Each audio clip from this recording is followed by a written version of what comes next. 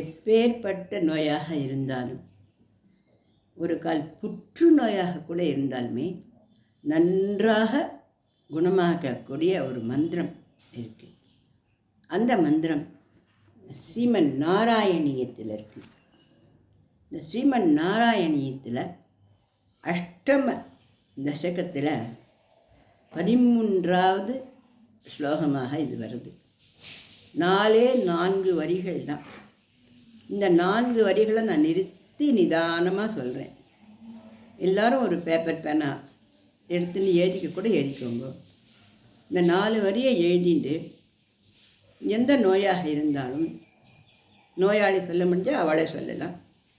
நோயாளியால் சொல்ல முடியல, அவளுக்கு கொஞ்சம் கஷ்டமாக இருக்குது அப்படின்னாக்கா அவளுக்கு பதிலாக அவளோட உறவு யாராக இருந்தாலும் அவளுக்கு வசர வேண்டியதை சொல்லலாம். நல்ல குணமாகிறது, நல்ல முழுசாக குணமாகிறது. மருத்துவ உதவிகள்லாம் நல்லபடியாக கிடச்சி நன்னா இருக்குது. எல்லாமே கடவுளுடைய சித்தம் தானே. அதனால் நம்ம நம்பி இந்த ஸ்லோகத்தை நம்ம கற்றுண்டு நம்ம எல்லோரும் பயன்பெறலாமா? இந்த ஸ்லோகம் படிச்சிருந்தா லைக் பண்ணுங்க, ஷேர் பண்ணுங்க, சப்ஸ்கிரிப்ஷன் கொடுங்க. இந்த ஸ்லோகத்தை நான் இப்போ இதில் சொல்கிறேன். அஸ்மின் பராத்மன் நனு பாத்மகல்பே ஸ்வமித்த முத்தாபித பத்மயோனிஹி அனந்தபூம மம ரோகராசிம் நிருந்தவாதாலய வாச விஷ்ணு. இதுதான் இந்த ஸ்லோகம். இன்னொரு வாட்டி சொல்லட்டுமா? எழுதிக்கிறீங்களா? நிதானமாக சொல்லட்டுமா?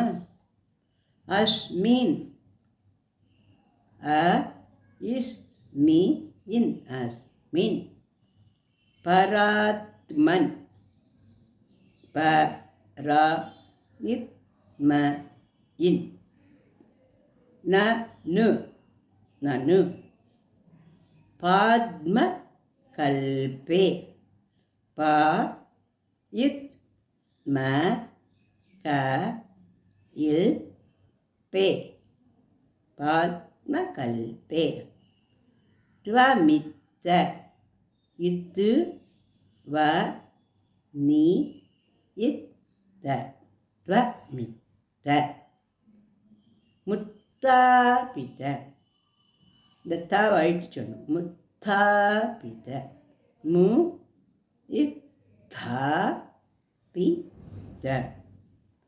பத்மயோனிஹி, ப இத் ம யோ நி ஹி அனந்தபூம, அ ந இன் த பூம அனந்தபூம மம ம ம ரோகராசிம், ரோ க ரா சி இம் ராசிம், நிருந்தி, நி ரு இந்தி நிருந்து, வாதாலய, வா தா ல ய வாதாலய, வாச வாச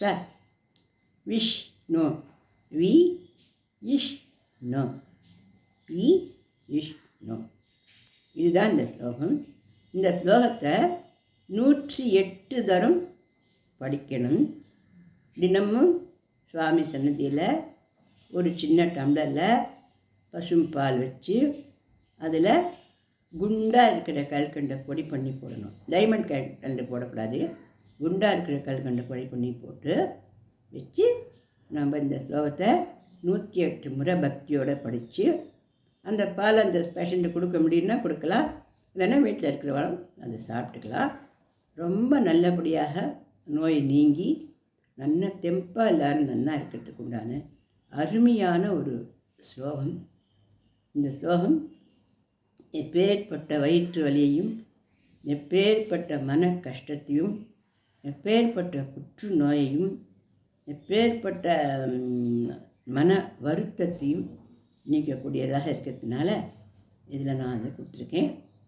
இது பிடிச்சிருந்தா லைக் பண்ணுங்க. சப்ஸ்கிரிப்ஷன்